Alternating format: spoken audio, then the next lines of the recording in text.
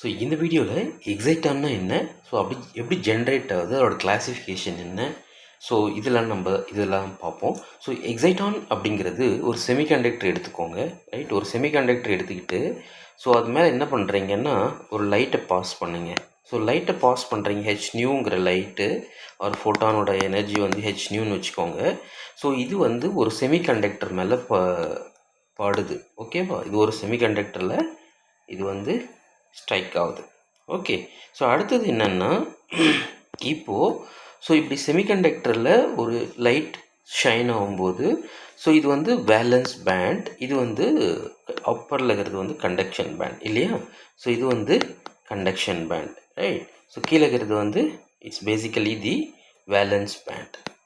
So இப்போ என்ன நடக்கும் அப்படின்னு பார்த்தீங்கன்னா, இந்த வேலன்ஸ் பேண்டில் இருக்கிற எலக்ட்ரான் வந்து மூவ் ஆகிட்டு கண்டக்ஷன் பேண்டுக்கு போகும், ஓகேவா. கண்டக்ஷன் பேண்டுக்கு போகும்.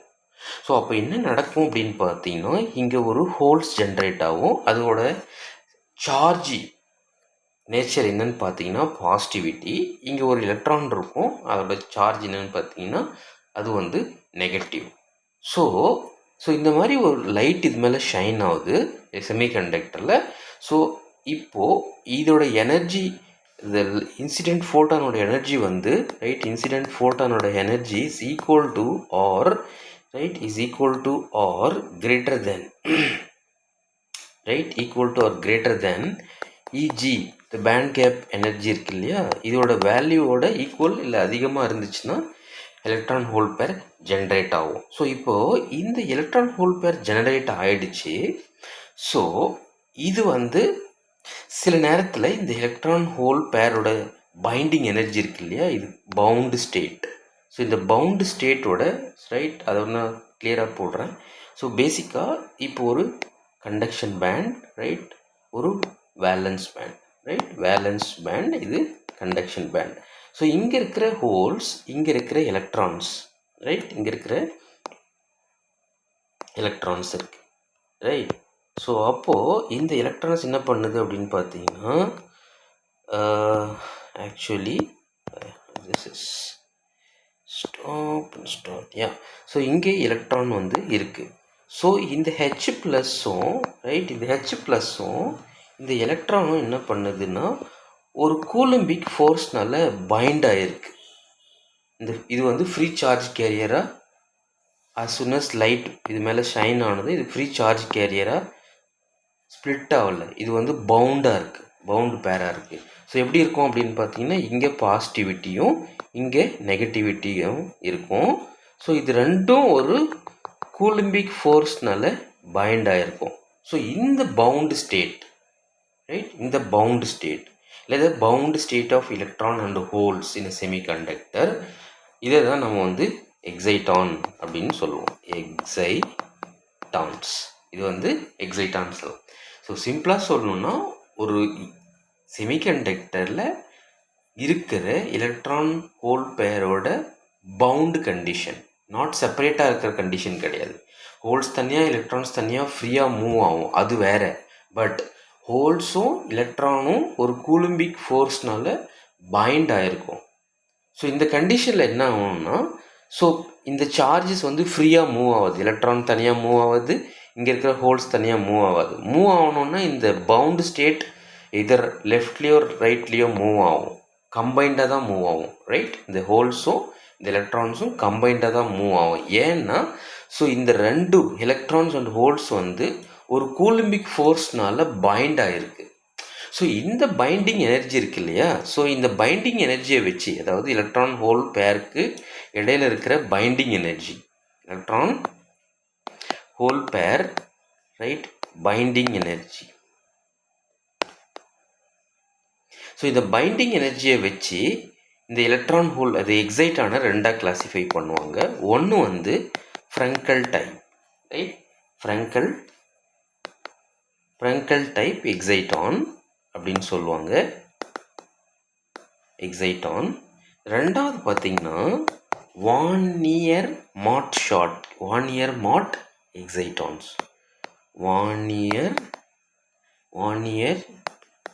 மாட், ரைட், எக்ஸைட்டான்ஸ் அப்படின்னு சொல்லுவாங்க.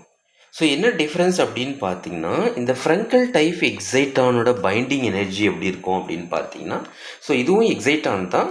ஸோ இந்த ஃப்ரெங்கல் டைப்போட எக்ஸைட்டானோட பைண்டிங் எனர்ஜி அதிகமாக இருக்கும். இதோட பைண்டிங் எனர்ஜி பார்த்தீங்கன்னா 0.1 எலக்ட்ரான் வோல்ட்லேருந்து 1 எலக்ட்ரான் வோல்ட் வரைக்கும் இருக்கும்.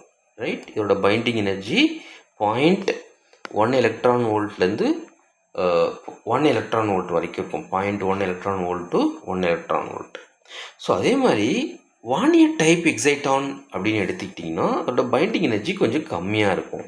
ஸோ எவ்வளோ கம்மியாக இருக்கும் அப்படின்னு பார்த்தீங்கன்னா 0.01 electron volt. Right, 0.01 electron volt to எவ்வளோ இருக்கும் அண்ட் 0.02 எலக்ட்ரான் வோல்ட் வரைக்கும் அதோட வேல்யூஸ் இருக்கும். ரைட், ஸோ இப்போ பார்த்தீங்கன்னா இந்த ஃப்ரெங்கல் டைப் எக்ஸைட்டான்ஸ்க்கு பைண்டிங் எனர்ஜி அதிகமாக இருக்குது.